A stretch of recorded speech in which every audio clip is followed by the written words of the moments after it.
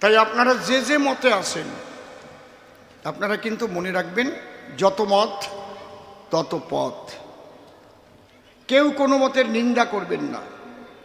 নিন্দা তার হবে যে চরিত্রহীন, যে ধর্মপথে এসে ধর্মের দোহাই দিয়ে ব্যবসা করছে, মানুষকে ঠকাচ্ছে। বুঝতে পারছেন কি বলছি? এখানেও ঠাকুরের বাণী আছে, সেগুলো আমি বলবো আপনাদের কাছে। এখানে আপনারা রামভক্ত, কালীভক্ত, কৃষ্ণভক্ত, হরিভক্ত, সনাতনীরা এসেছেন গান শুনতে। কিন্তু আজকে এখানে আমাদের আলোচনাটা কি? পরম প্রেমময় শ্রী শ্রী ঠাকুর অনুকূলচন্দ্র তিনি কেন এসেছিলেন, তার আদর্শটা কি, তার দর্শনটা কি, এটা তো সবাই ভালো করে জানে না। যারা ঠাকুরের দীক্ষা নিয়েছে, ঠাকুরের বই পড়েছে, তারা জানে, তারা মানে। এগুলো আপনাদেরও দরকার আছে। আপনি কৃষ্ণ ভক্ত বলে ভাববেন না যে ঠাকুরের বাণী আপনার দরকার নেই।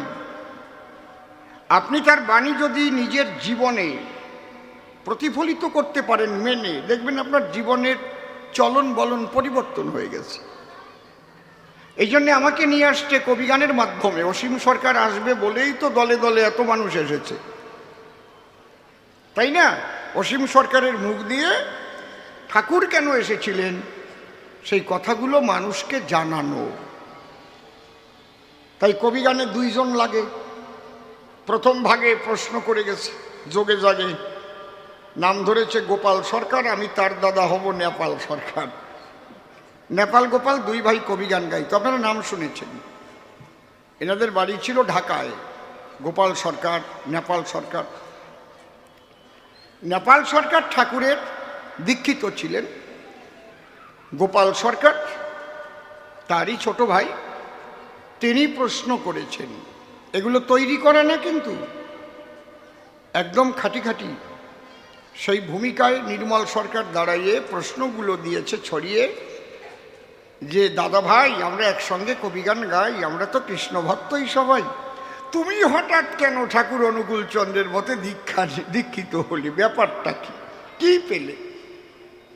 ভালো প্রশ্ন করেছে। ঠাকুরের দর্শনটা কি আমার কাছে বলো দেখি।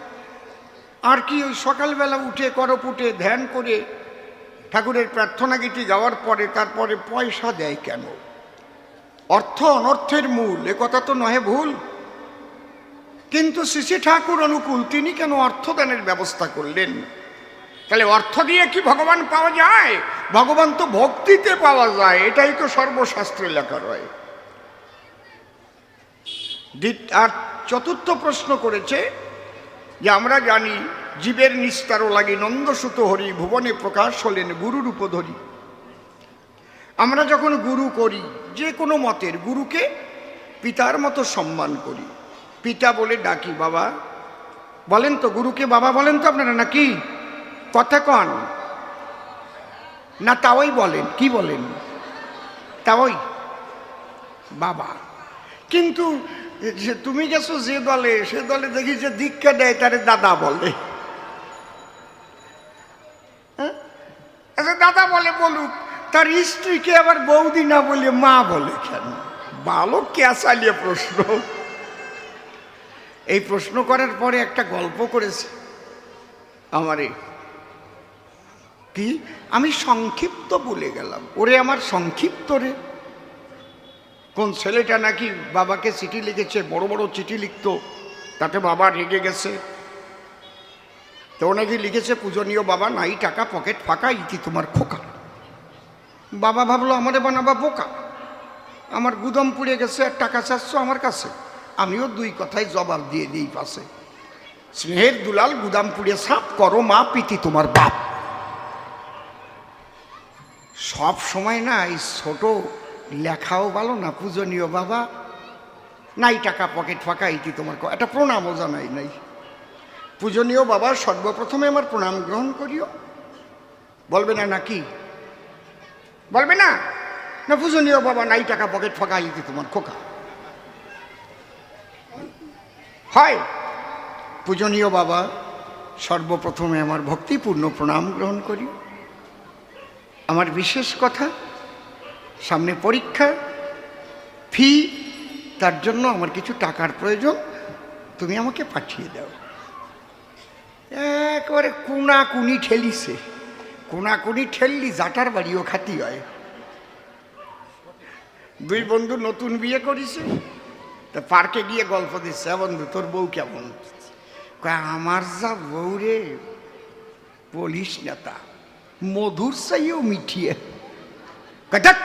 বউ আবার মিঠিয়ে হয় নাকি? তুই তা বুঝবি না, বউ যে কি মিঠিয়ে, মনে হয় খাই চাটিয়ে চাটিয়ে। ওই বুড়ির রস পাইছে ভালো। দেবানে রস আমার কাছে আছে, আমি মরে যাই নাই এখনো। আমি যদি একটু রস না দেই, অনেকে ভাববে অসীমদার আগের মতো রস নেই।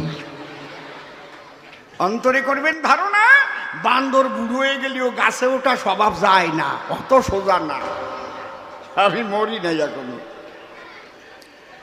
বলে আমার বউ বাড়ি গেলে একেবারে দৌড়ে এসে যায় জামার বোতাম খুলিয়ে, তারপরে ঠান্ডা যদি পড়ে বেশি, অমনি গরম জল নিয়ে এসি, আমার একটু পাও ধয়ে দেয়, তারপরে খাবার ব্যবস্থা করে দেয়। সে যত্ন কি, আমি তো অবাক হয়ে যাই। আর এক বন্ধু কয় আমার বউ যত্ন টত্ন করে না। যত্ন করবে কি, বউরে কিভাবে ডাকতে হয় তা শিখেছিস? কিরকম? কয় আমার বউয়ের নাম হচ্ছে সুচিত্রা, কোনো সময় আমি পুরো নাম ধরে ডাকি না, আমি গিয়ে ডাক বাইরেতেই ডাকটা দেই। শুনছো ওগো সুচি, অসুচি কোথায় গেলে সুচি? ও আনন্দের বাসে না সুচি। ও কয় ও ছোট্ট করে ডাকলে এইরকম বুঝি বউয়ের ভালোবাসা পাওয়া যায়। ও বাড়ি যাইয়ে ওর বউরে ছোট করে ডাকিছে।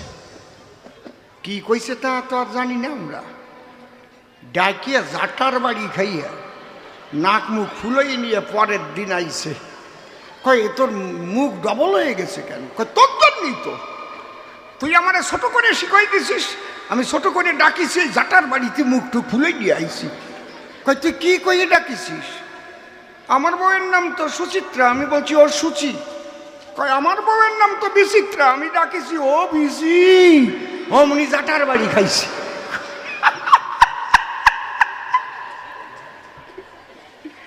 আমি ডাক দিছি ও বিসি, আমার বউ কয় আমি তোমার বিসি, তোরে এইবার দিছি।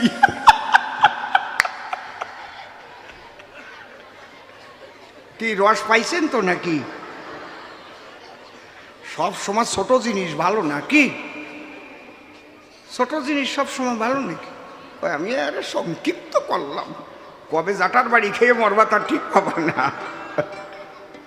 আপনারা বসেন, ঠাকুরের আলোচনার মধ্যে আমরা ঢুকবো। আগে একখানা গান গাইব, তারপরে প্রত্যেকটা প্রশ্নের আমি জবাব দেওয়ার চেষ্টা করব।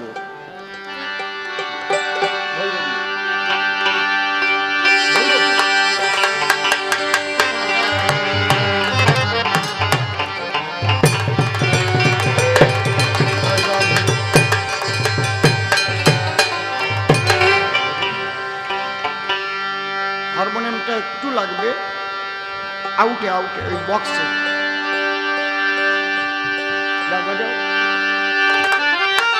ঠিক আছে ঠিক আছে, বেশি হলো কি? আর একটু কম হচ্ছে, কানে লাগা।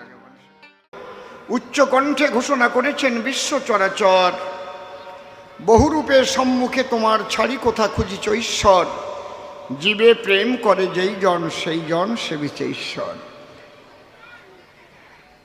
ঠাকুর অনুকূল চন্দ্র যিনি, তার বাণী যদি আমরা জানি, তিনিও বলেছেন নিরন্তর, মানুষ আপন টাকা পর, যত পারিস মানুষ ধর। কারণ মানুষের ভিতরেই সেই মানুষ বসবাস করে বিলক্ষণ। মানুষকে যে ভালোবাসে, ঈশ্বর থাকে তার পাশে পাশে। তাই যারা এখানে বসে এসেছেন কবি গান শুনিবার কারণ, আমি দাঁড়াই সভা পরে আমার দুটি কর জোড়ে সর্বপ্রথম করি সবার রাতুল চরণ বন্দন। আমি চরণ ধরে করি মানা, আপনারা কেউ কথা বলবেন না। কবি গান তো মুখস্থ না, সঙ্গে সঙ্গে ছন্দ তৈরি করতে হয়। যতক্ষণ বলবো কথা, কথায় কথায় হবে কবিতা, বিদগ্ধ বিজ্ঞ শ্রোতা তাতে আনন্দ পায়। কবিরাজা বলে যে এটা পাওয়া যায় না স্কুল আর কলেজে, ব্যক্তিগত নলেজে উদ্ভাবনী শক্তির সাহায্যে উদ্ভাবিত হয়। কথায় কথায় হলে ছন্দ আনন্দ পায় ভক্তবৃন্দ, ছন্দে বাধা প্রাণ গোবিন্দ শ্রী মধুসূদন। যে মানুষ ছন্দে চলে জীবন যায় না তার রসা তলে। জীবনের ছন্দ, চলার ছন্দ পতন হলে জ্বালাময় হয় তার মানব জীবন। বসে শোনেন বিজ্ঞ শ্রোতা, মানুষের চলার ছন্দের কথা ঠাকুর বলেছেন সর্বক্ষণ। একটা ছন্দ নিয়ে চলতে হয়। আমি ঘুমাইয়ে থাকলাম, উঠলাম 10টার সময়, ছন্দ নাই। ঠাকুরের ভক্ত হবা আগে ভোরবেলায় উঠবা, অত সোজা না। ওই ঘুমাইয়ে চিৎ খেলাইয়ে থাকলি কাজ হবে না। হাসিয়ে পড়ো না। ভোরবেলা ওঠার পরে তারপরে তার নিয়ম অনুসারে, এই কথা কইয়ে না সবার ভিতরে, আমি বারবার মানা করতেছি, কিন্তু তারপরে একটা বেশি কথা কলি ঠিক পাবার না। আমি প্রথম হোমিওপ্যাথি ডোজ দিচ্ছি, এতে কাজ না হলে অ্যালোপ্যাথ দেব, আর তাতে কাজ না হলে অপারেশন চালাবো।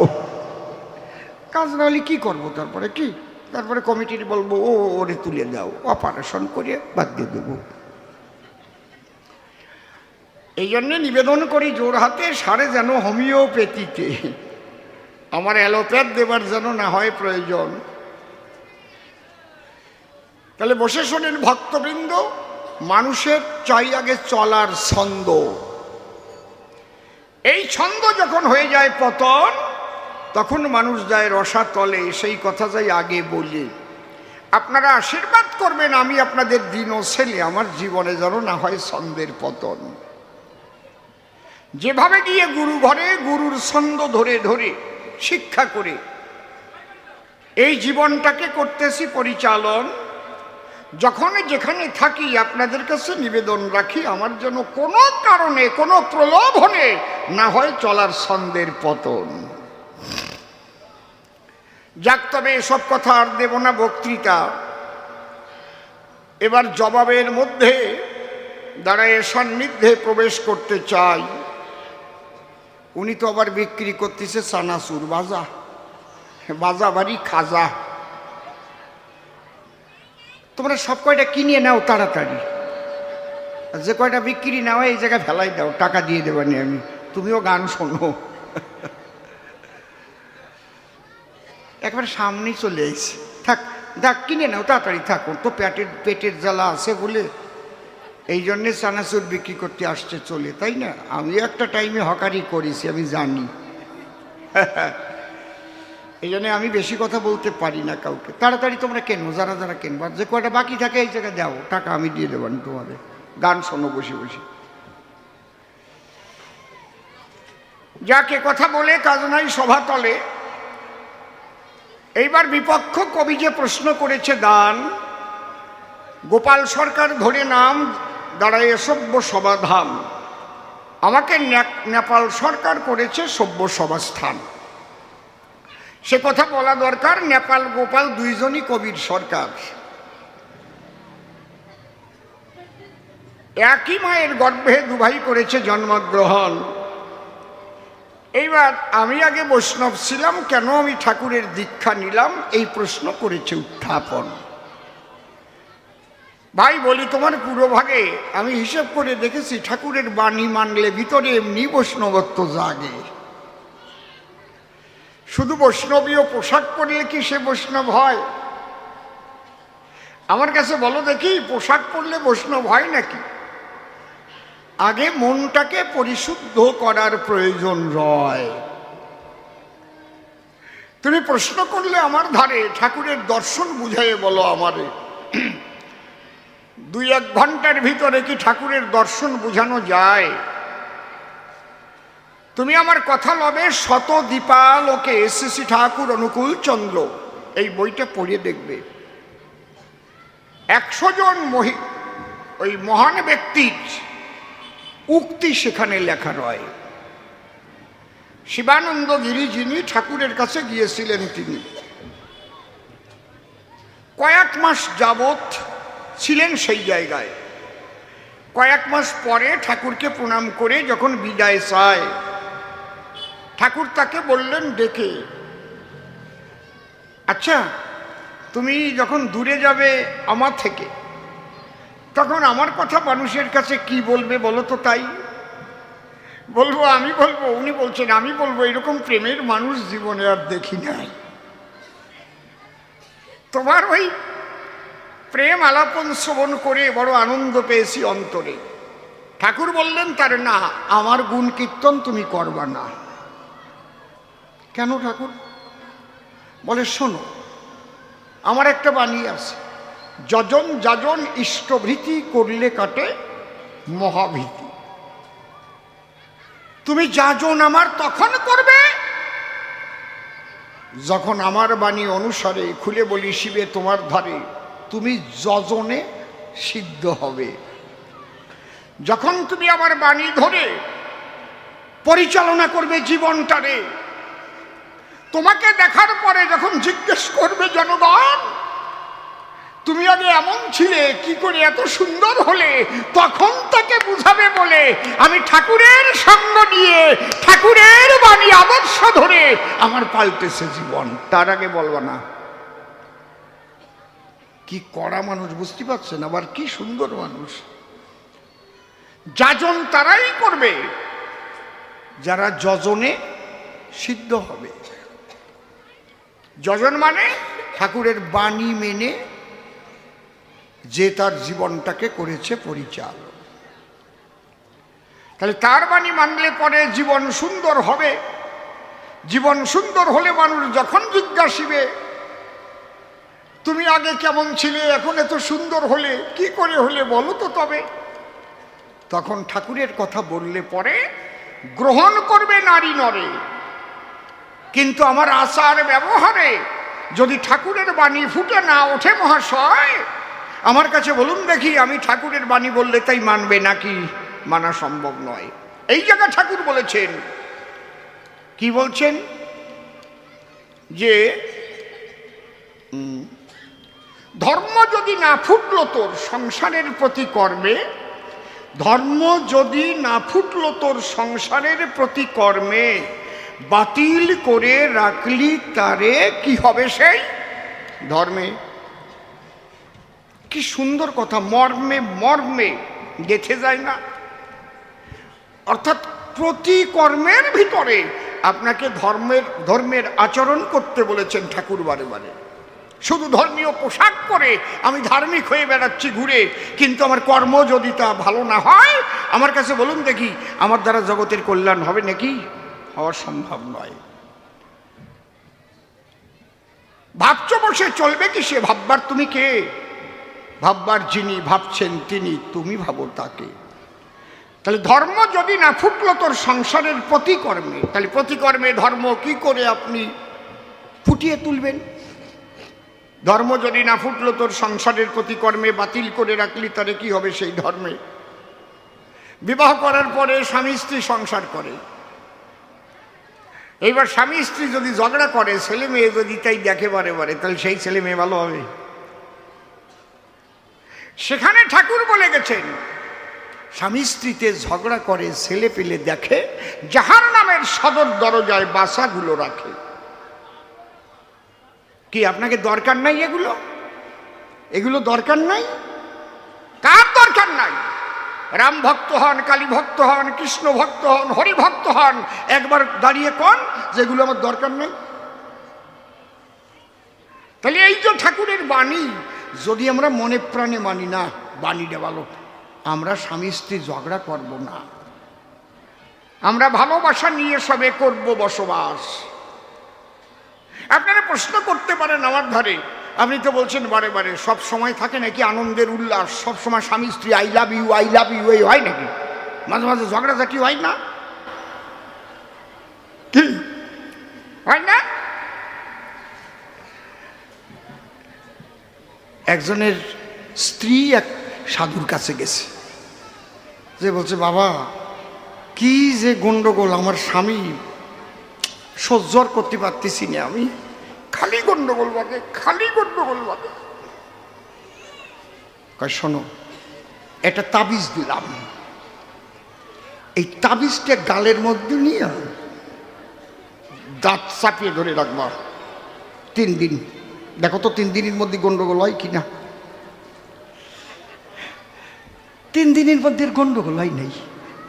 3 দিন পরে গেছে সাধুর ধারে, সত্যি আপনার তাবিজে কাজ হয়েছে? তাবিজে কাজ হয় নাই, তুমি মুখ বন্ধ করেছিলে এই জন্য কাজ হয়েছে। তাবিজ গালের মধ্যে দিয়ে কথা তো কও নাই, খালি তুমিও খাও আপনি গুতো খাও, তা বোঝো না? তোমার ওই মুখ বন্ধ করে তুইছি তাবিজ দিয়ে। কায়দা আছে। স্বামী হয়তো 2 কথা বলতে পারে, বাইরের থেকে কত কঠোর পরিশ্রম করে সে ঘরে ফেরে, তারপরে যদি স্ত্রী আবার তার উপরে মিনছে কথা কর, তুমি একা কাজ করবো, যে আমি একবার বেশি কাজ করি না, এবার যে গেল গালাগালি আরম্ভ হয়ে গেল। আর ছেলে মেয়ে শুনতেই লাগলো, কি ভালো ছেলে মেয়ে হবে রে। কি এই জন্যে দেখবেন আমাদের শাস্ত্রের মধ্যে লেখা আছে, ঠাকুর অনুকূলচন্দ্র যিনি যে প্রার্থনা গীতি দিয়েছেন, তিনি তার মধ্যেও কিন্তু এই হরি নামের প্রাধান্য দিয়ে গেছে। ছাড়ো রে মন কপট চাতুরি, বদনে বলো হরি হরি। হরি নাম পরম ব্রহ্ম, জীবেরই মূল ধর্ম, অধর্ম কুকর্ম ছাড়ো রে, জয় রাধে রাধে, কৃষ্ণ কৃষ্ণ গোবিন্দ গোবিন্দ বলো রে। ওই সূত্র শোনার পরে প্রহ্লাদের গুরুদেব বিমরি খেয়ে পড়ে। গুরুদেব মনে মনে ভাবে, তাই আমার 14 পুরুষের মধ্যে এই রকম সূত্র এখনো শুনি নাই। প্রহ্লাদ রেখে কয়, গুরুদেব, এক হরি ছাড়া জগতে আর কিছু নয়, পরম ব্রহ্ম সনাতন, মন দিয়ে করো শ্রবণ। তাকে গুণ করলে, অর্থাৎ নির্গুণ আর সগুণ, গুণ করলে বেড়ে যায়। এক হরি থেকে বিশ্ব সৃষ্টি হয়েছে, আবার যেদিন লয় হয়ে যাবে এক হরিতে হরিময় হয়ে যাবে। হরি ছাড়া কিছু নয়, কিছু নয়, কিছু নয়। গুরুদেব ভাবে, তাই এই ছেলের আমার লেখাপড়া শেখানোর মতো ক্ষমতা নাই। ওর বাবারে খবর দিয়ে নিয়ে এলো, বলে তোমার ছেলে তোমার নিয়ে যাওয়া ভালো। কেন? আমি ওরে কি লেখাপড়া শিখাবো, আমারে লেখাপড়া শিখায় সারিছে ও। যখন ওই কথা বলে ওর বাবার কাছে, বাবা তো ওরে নিয়ে গেছে, ডাক দিয়ে বলে, জল্লাদের কাছে জল্লাদ কথা মান, বাজার থেকে বিষ কিনে আন, এরে করাবো বিষ পান। সন্তান নয় শয়তান, এ হরিনাম করে সর্বদাই। যখন তাকে আদেশ দিল, বাজার থেকে বিষ নিয়ে এলো, বিষের বাটি হাতে দিল প্রহ্লাদের, এতটুকু নাই ভয়। প্রহ্লাদ বলে, জগদীশ তোমার সৃষ্টি অমৃত আর বিষ, আমি ভয় পাবো কিসের দায়? অন্তরে আমার আছে ভাবো, তোমাকে নিবেদন করে আমি ওই বিষের বাটি পান করব। হে প্রভু, তুমি আমার কথা নিও, তোমার ইচ্ছা থাকলে পরে বিষ অমৃত হতে পারে। তুমি তো আমার জীবনের পরাণ প্রিয়। এই কথা বলে বিষের বাটি হাতে তুলে যখন ওই ঢক ঢক ঢক ঢক করে বিষ মুখে ঢেলে দিল, প্রহ্লাদের বাবা দেখে তাই বিষে তার মরণ হয় নাই। প্রহ্লাদ 2 বাহু তুলে বলে, একবার হরি হরি বল, হরি বল। কেমন সন্তান জন্ম নিয়েছে! ঠাকুরের বাণী এমনি এমনি নাকি? যেভাবে তে স্বামীকে স্ত্রী করবে উদ্দীপিত, কেমনতর সন্তান পাবে তেমনই সন্দীপিত।